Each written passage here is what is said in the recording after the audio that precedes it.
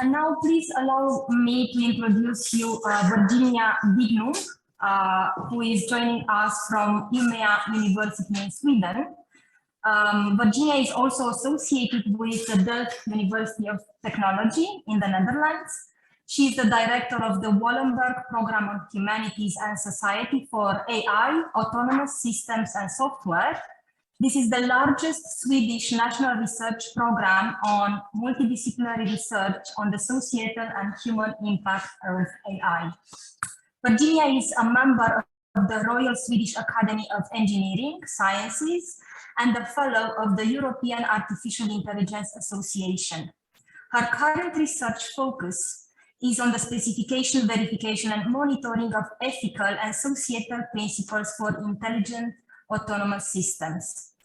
And I highly recommend her latest book, Responsible Artificial Intelligence, Developing and Using AI in a Responsible Way, which was published by Springer Nature in 2019. Welcome, Virginia. This is our final talk of the day, very well timed, as Virginia will talk about how we can move from principles to action on responsible AI. Over to you, Virginia. Thank you very much. How do I do this? In a way that... So I hope you guys can hear me online. Yeah, okay, good. Then let me start my slides.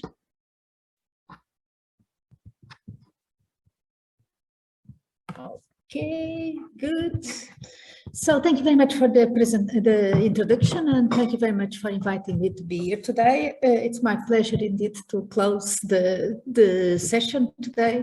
And I think a lot of the things that I'm going to talk about are resonating from the discussions we had before in the previous presentations.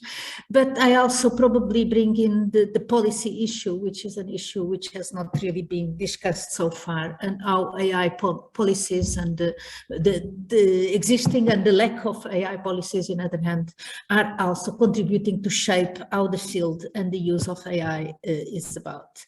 But starting to talk about responsible artificial intelligence, or the issue of responsibility in artificial intelligence, I always, can you guys hear me? Yeah. I always like to start with the discussion or the question of what is AI, and that is one which we do have had appeared in quite of the presentations, and it's maybe surprisingly for someone with a background in computer science, someone who has developed and used this system for more than 30 years. Maybe my definition or my approach to it is not one you would expect necessarily from an engineer, let's say. But let's start with the stereotypes, and we have discussed some of them before. Just as that, let's ask Google, what is AI? And it's surprisingly blue. That's a research question that asks to be answered. And if someone is going forward with trying to understand why AI is blue, please let me know. I really would like to know more about that. But besides the joke and of course the obvious naive way of trying to understand AI, what is AI, by asking the Google image to give us images of AI, what this shows is actually much more about how do we, people in general, understand and see AI. And we see AI as an entity, not necessarily a humanoid, and in many cases we do see it as a humanoid, but it's an entity, it's something which we usually or expect to be able to identify what is the AI system and what is not the AI system. So there is a kind of a boundary which we can define and we can describe, and this is AI, this is not AI, this kind of the idea behind it. It is also, of course, the idea of agency. These systems are able to, in one way or another, act in our world, have some kind of actions and perceptions and so on. Often also, and this is something which is very, very strong in policy, there is always this idea of an user. AI is related one way or another to those that use it, and often we imagine or conceptualize the user as one entity, one person, one organization. So there is very much this idea, the one-on-one idea, the AI, whatever that is, and the user. And of course, there is also the whole issue of data. This, going back to policy, also gives me very much the feeling, and that's something which is subscribed by many of those across the world, from very large organizations to smaller ones, that there is some kind of a technology fix for the ill effects, and everybody is nowadays subscribing that there are problems and ill effects with what AI is able to do or not. But somehow we hope, or we expect, or policymakers expect, that there will be a fix for it. Let's continue with stereotypes. I'm going back to issues of gender and culture. If we look at standard stereotypes of what is masculinity, what is femininity, what is Western and what is non-Western, then please take this as very, very black and white, very, very, really as a stereotype, like I say here. But there is some kind of very strong alignment between Western and masculine descriptions with those things which we associate with AI. And here is one of the issues that really needs to be taken into account. It is this AI, the AI system with these ideas of optimization, efficiency, rationality, agency, and autonomy are characteristics which are very much aligned with those characteristics of Western culture and of masculinity culture. So we do need to be aware, as we try to understand what AI is, how we try to create policies and strategies and principles to guide the development and use of AI, that we are really looking at a system which is extremely biased from a narrative perspective. So, but continuing from here on what's happening. Why is this? Okay. So, and we have discussed this before. What is AI artificial? Is AI intelligence? Is AI an algorithm? Is AI magic, or something which we cannot? And in many, if you talk with policymakers, if you talk with media, the idea that there is a kind of magic or not to be understood behavior behind all this technology, which somehow needs to be policed, or principles need to be created for that. In many of those documents, if you just replace all over the document AI by magic or AI by a dice, the document still makes surprisingly a lot of sense. So we really need to ask ourselves, what exactly are we developing policies and principles for? Just try it. It's an easy one. Just replace all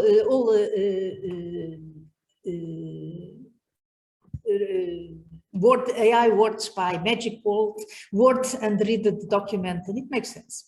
So it is worrying in a sense. Anyway, if let's go back to the technology, the engineering, the software system. We do tend to associate these systems with technology, with software, which has in one way or another, and I'm not really going into the details, some properties of interaction, some properties of autonomy, and some properties of adaptation. And this is basically what distinguishes a computer system that we call AI from a computer system that we call not AI. Although increasingly there are hardly any computer systems that are not AI nowadays. Everything seems to be AI, but that's another discussion. So anyway, so the idea that there is we can ascribe properties of interaction, autonomy, and adaptability to a piece of software, to an algorithm, to a code, is what usually is associated or understood as being the making those systems to be artificial intelligence. What we do need to understand, and especially again from a policy and from a principle approach and a societal aspect, is that never these systems exist in a vacuum. Never these systems stay only solely in the labs where they are developed. They are not alone, and they need to be understood as part of a social technical ecosystem. The ecosystem which consists, and I don't really like the word ecosystem, it's quite loaded at the moment, but by the lack of a better one, we do need to understand the system from its position, the technology, let's say the code, from its position in an organization, in a system, which contains those that develop it, those that govern it, those that deploy it, those that manage it, those that own it, those that develop the policies for it, those that use it, those that are affected by it. All of these people, all of these organizations and institutions need to be understood as part of the system, especially when we are looking about the impact and the policies that are governing this system. So we cannot really design policies for software alone. We really need to look at policies. We need to understand these systems from a much broader perspective.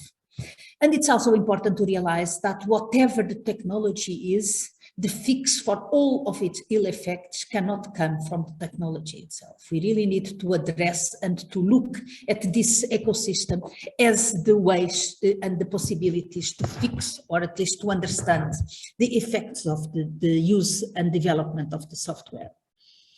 It is also clear from the discussions today and from many others that AI, the technology itself, so the software, is not fully artificial. But at the same time, we really need to understand these systems as artifacts.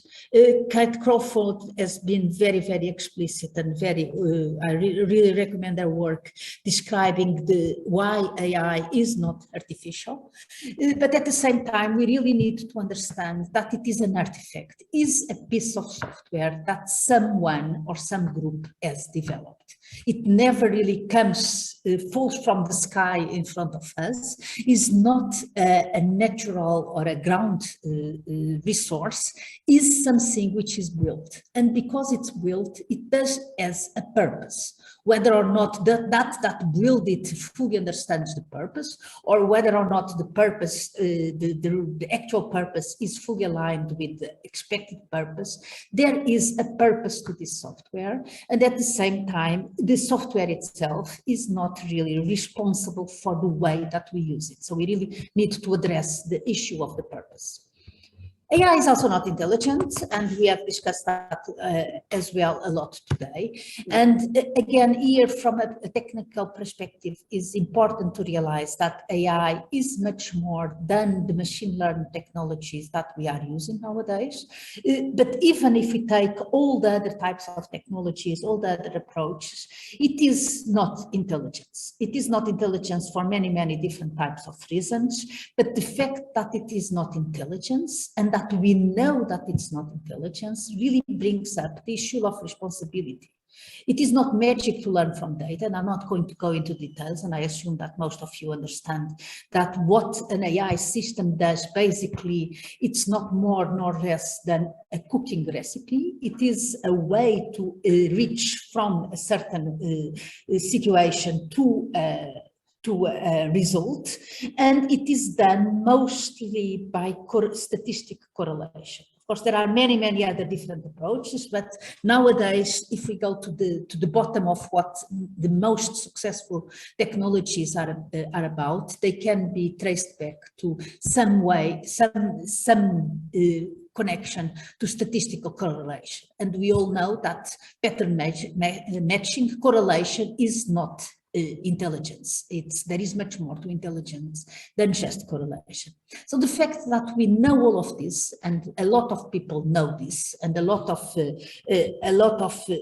technology is developed based under this premise, really shows that it is not magic, but it is problematic. And the fact that we are using this type of technology, given all its potential problems, issues of bias and discriminations, the way that we are addressing the development of these systems by trial and error, or by go quick and break things, or those kind of approaches, knowing that it's extremely brittle and easy to force or create errors either by mistake or by attack. Also, the way that we are grounding it in data that has been collected by all kinds of different, for all kinds of different reasons, by all kinds of different techniques, mostly not collected exactly for the purpose of what we are developing the systems. All of this brings really the issue of responsibility forward. All of us, the ones who are using, the ones who are developing, the ones who are describing and designing the policies for AI, we all are responsible because this is not new for none of us. So the concerns and the main concerns behind the issues of AI is not so much the fairness or the bias or all the errors that we have been presented with in the last few years. It starts with the idea or the issue which I see increasingly a culture of data, a culture of exalting data as the most important thing ever in the world. We are more than our data, and at the same time we know that data is always from the past. We never have data from the future, but we are increasingly seeing that the availability of data in many different forms is taken as a metric, maybe not for only for success, but a metric for determine whether or not something is a problem. If you have data, then it's a problem, you can try to solve it. If there is no data about it, it's something which probably is not really relevant or interesting. So we really are focusing far too much on the idea of data in its many different ways of what is data or what is not data. But really science is increasingly being led by the existence of data, but not only science, but also the problems, the issues that are being described and developed in the world. At the same time, this is strongly associated with power and power structures. Those who are developing AI, those that have the power to determine whether or not AI is going to be used in one way or another, in a situation or another, are shaping the way AI is being used. What are the motivations for using AI? Who is deciding when or not to using AI?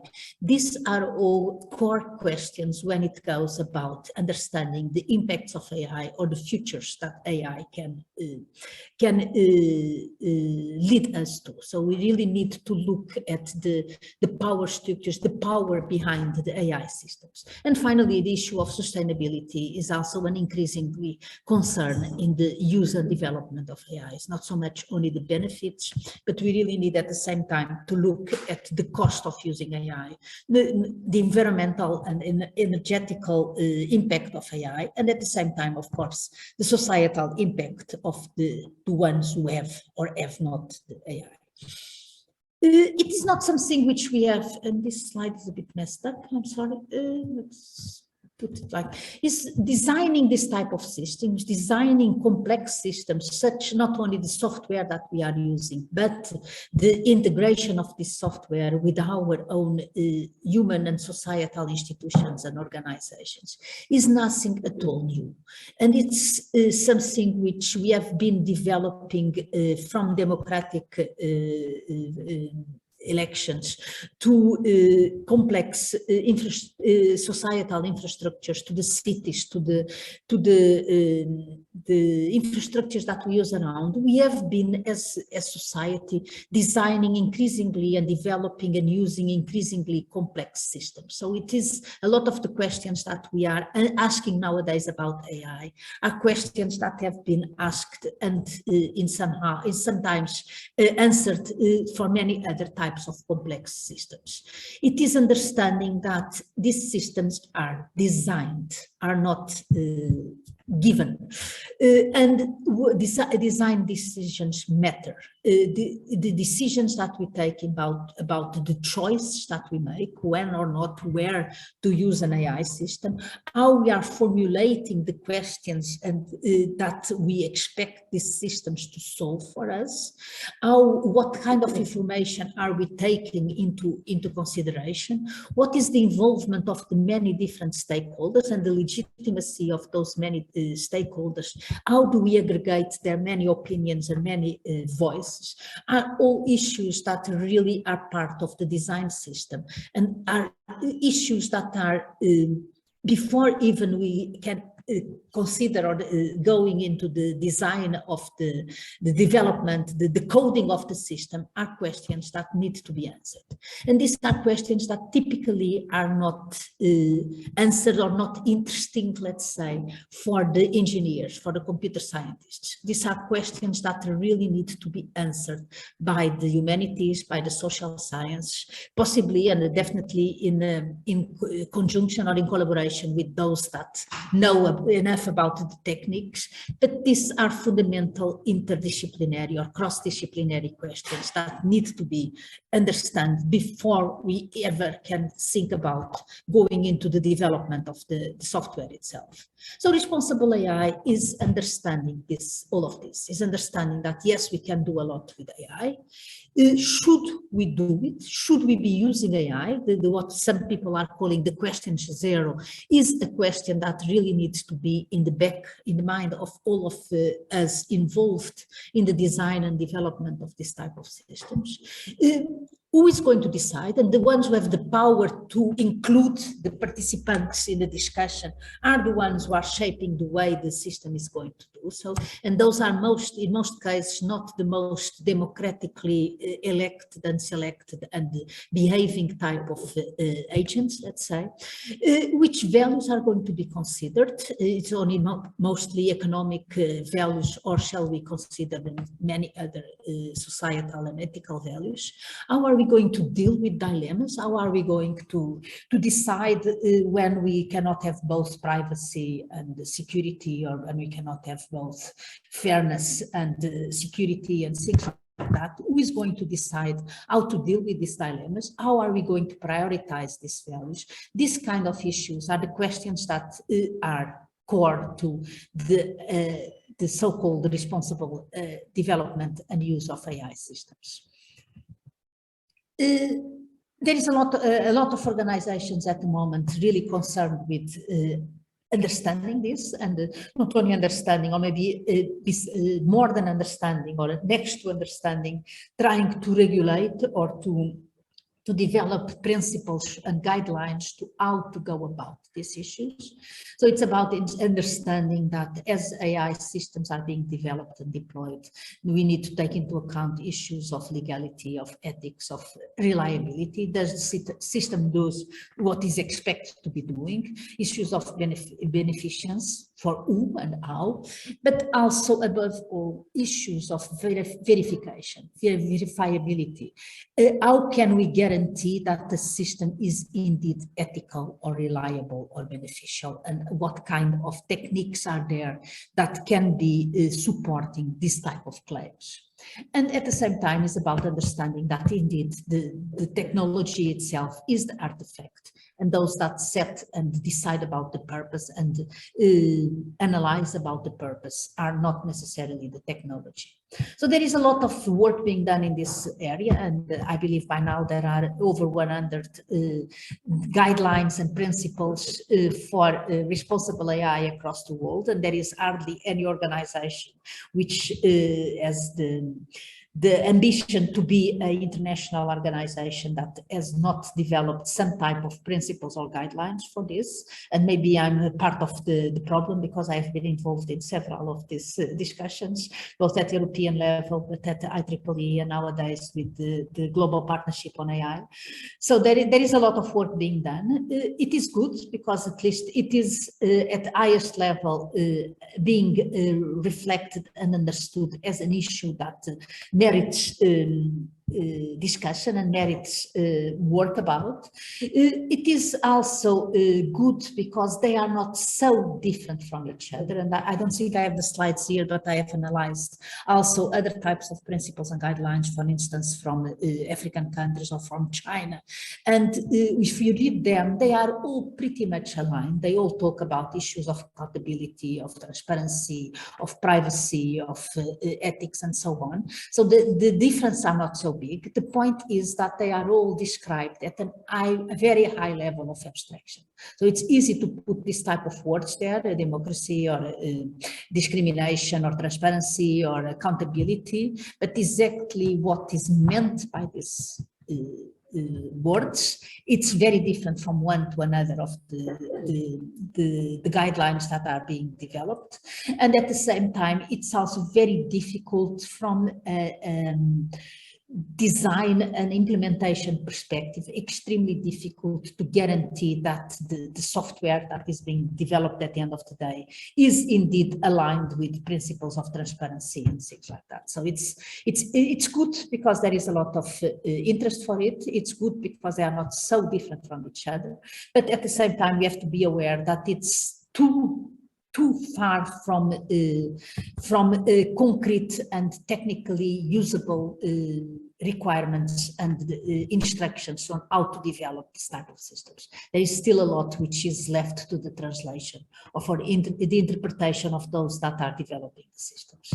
And then it also means that it's very easy to guarantee that whatever system you are developing is one way or another, can be interpreted as fulfilling this type of high-level principles.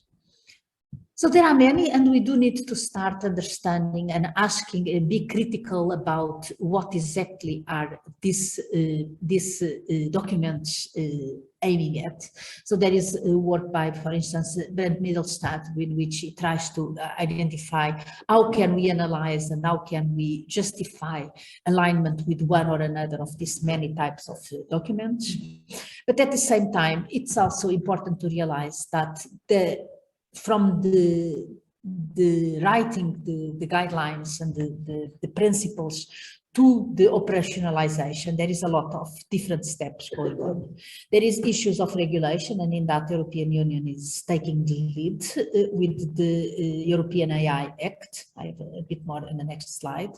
There is also a lot of work done in area of standardization. So how can we develop standards of soft governance that are descriptions or interpretations, agreed interpretations on how to design for those type of principles. They can be used and are being used by organizations to demonstrate due diligence, but mostly are useful in terms of interoperability between products. So if you use the same type of standards, you assume that all those type of systems that claim to adhere to a specific standard are taking the same interpretation about the values as from one to the other, and therefore you can try to combine them. It is sometimes wishful thinking, but at least it's work that it's definitely worth to follow. What we also see in terms of a more organizational approach is the institution of ethics officers or CAIOs in many organizations, especially in industry, and the large technology and the large consultancy and accountant companies in the world. They all have this type of functions within the organization, which are are developed to set and to monitor their own internal ethical guidelines. In many cases, this type of functions are even able to veto or to demand changes in projects or deliverables that do not adhere to guidelines. Of course, at the same time, there is a lot of discussion on the issue of ethical washing. Are these things there only to do the ethical washing, or are there to are really useful? I think that yes, there is a lot of ethical washing on it, but in other hand, I do see many organizations in which this has been really taken in a serious way. And of course, there are problems and there are mistakes in many cases, but it is a development which I think we'll see more and more of it, and probably it will be more and more regulated, or at least there will be some links between this type of functions and also a more public type of functions like ombudsman and civil society organizations. And these discussions are taken place in several situations already. There is also a lot of work done on the assessment and development of tools and monitoring and assessment lists and so on to guarantee trustworthy AI by many different organizations. It is, of course, important to realize that the whole issue of responsible AI is much more than just ticking boxes in a list. But on the other hand, it is also important to realize that a lot of organizations, especially the smaller companies and public agencies, do need help and support to understand how to go about with all these type of issues. So we do need means and tools to help them develop and understand and try to be explicit about what they are doing. And of course, issues of awareness and participation that has been discussed a lot today already. When we go about the AI Act, again, we see in the design of the AI Act all these issues that I start my presentation with. The AI Act really sees the AI system as an entity. It is, according to the AI Act, possible to identify what is the system and what is not. And it is even possible to identify which component of the system is AI, which is not, and how then to focus the act, the regulation to those specific components. This gets more and more difficult in most complex cases of using AI. It is also a strange thing, I think they changed that, but it does see AI as software, so it defines AI as software. Increasingly, we see from the technology that AI is being developed as hardware. We are building physically components which are wired to take some type of decisions. So this idea that there is the entity is increasingly more difficult to follow and to maintain. It is also this idea that there is a user, and most specifically the AI Act is really focusing on systems which they see as affecting specifically some citizens, European citizens in this case. Also the issue of data and the whole, mostly it only tries to focus or to guide the development of data-driven AI, not other types of technologies. And again, it expects that the technology will fix a lot of the effects there. How much time? I confess.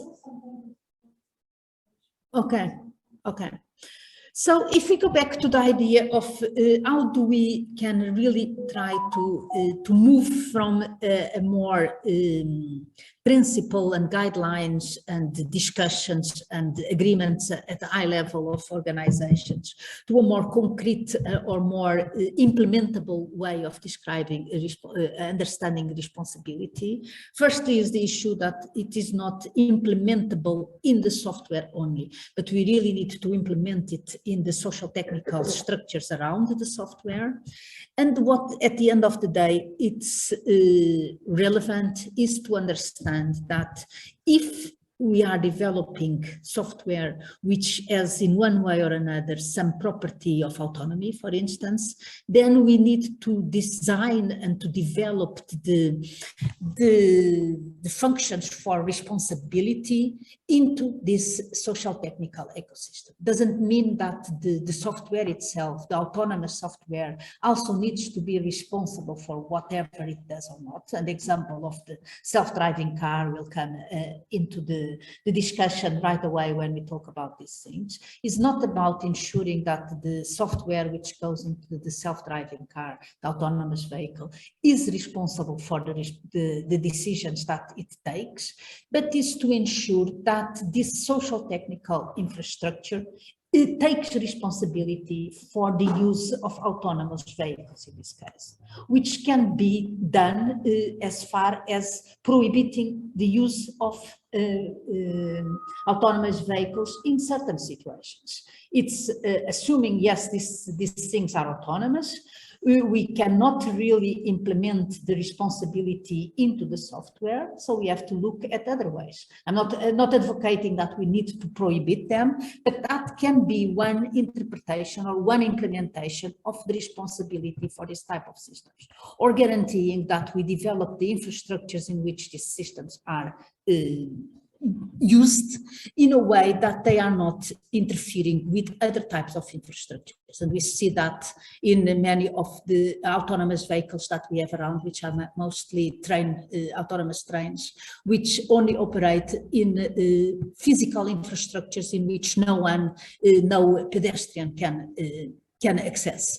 So all these type of options, and there are many, from the assuming that the car is going to take responsibility for whatever it does or not, to prohibiting the whole thing. In between these are many different types of options, which do need to be understood, discussed, and finally decided upon.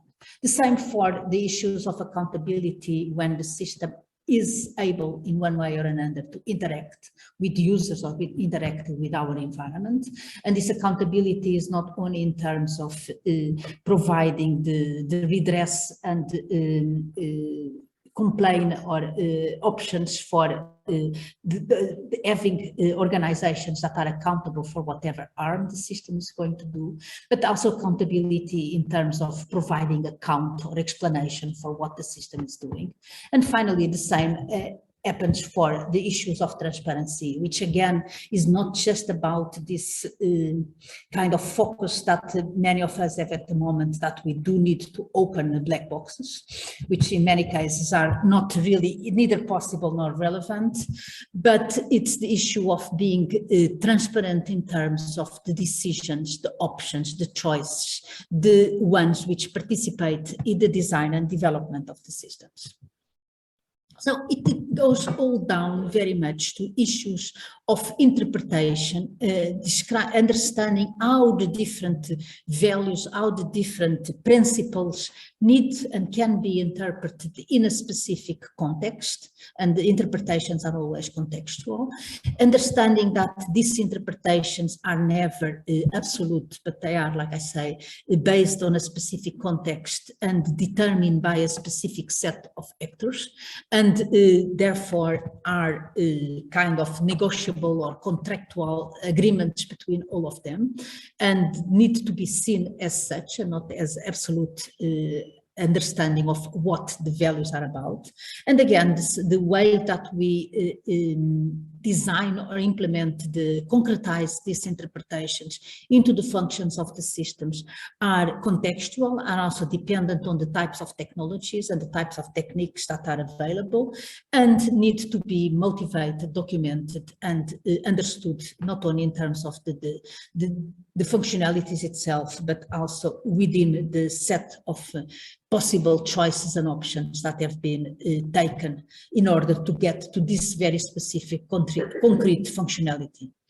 So just an example, so if you want to build safety into cars, self-driving or not, it can be interpreted in many different ways in terms of limiting the speed of what that thing can do, ensuring the crash worthiness of the system, the car, and many other different ways. So we are somehow need to understand that safety, dependent on what we are looking at, dependent on who is looking at it, can be interpreted in many different ways.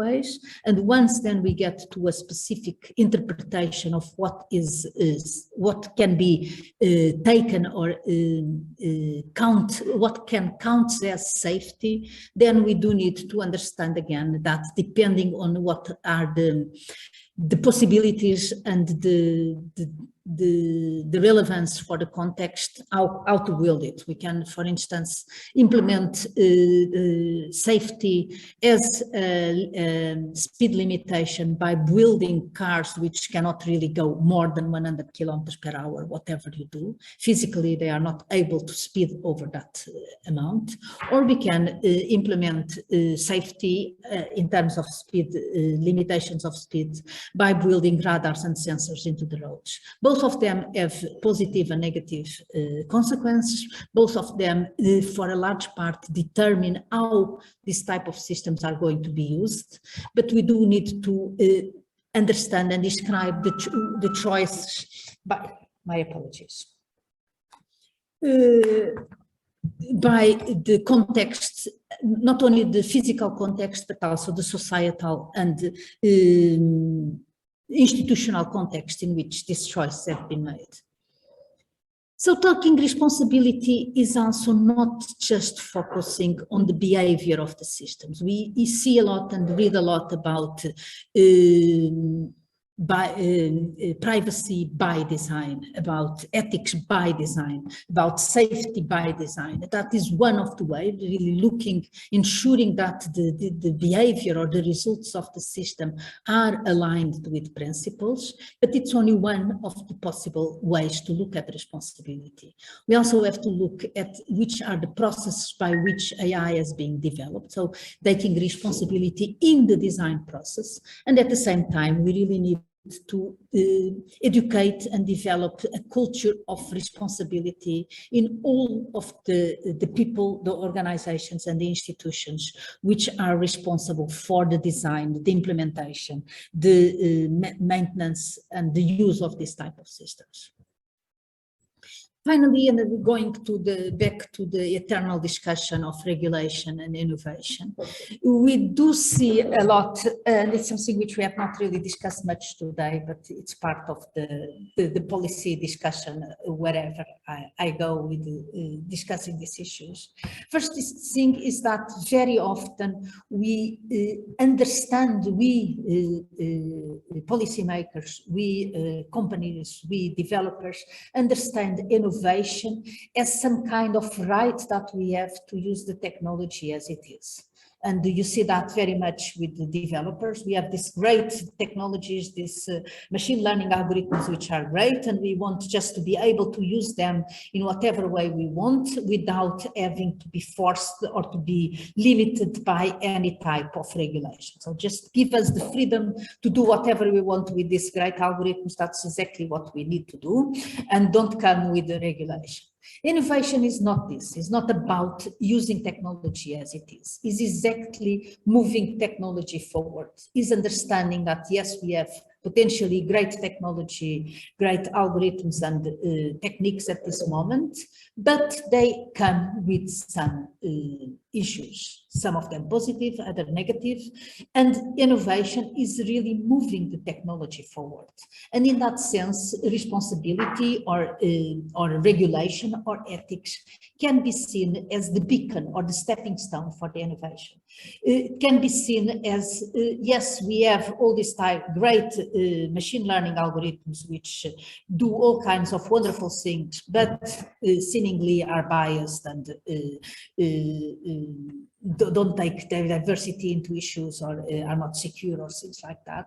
So how can we guarantee the benefits together with the improving on the issues that are problematic? So we can see regulation or responsibility as ways to ensure a transformation and differentiation in the different ways that AI technology is being used at the moment. And I think I'm stopping this, I mostly talked about it. So I would like to really end with this plea for multidisciplinarity. As an engineer, a lot of these questions that I tried to highlight today are not the questions that come naturally to me to how to solve this type of issues as an engineer. But it's the issues which really need the contribution from the humanities and the social science, not only as an understanding or as an analytical power or as a critical power in what things are done, but to really and the plea would be really to ask the humanities, the social scientists, the researchers to dare to get their hands dirty. So we as technologists are all the time with our hands in the issue, really developing things and going for it and trying and whatever. And we do need to have the contribution from others in terms of trying and developing with us the methodologies, the approach, the techniques, the ways through which we can really ensure the societal, legal, economic aspects, the value-based design, the inclusion and diversity, and all those other issues. So AI is no longer a technology or an engineering discipline. We really need to look at AI as a multidisciplinary field in which all disciplines are needed in order to move forward from all problems that we have identified so far, but really taking into account the potential of the technology for the future. So thank you.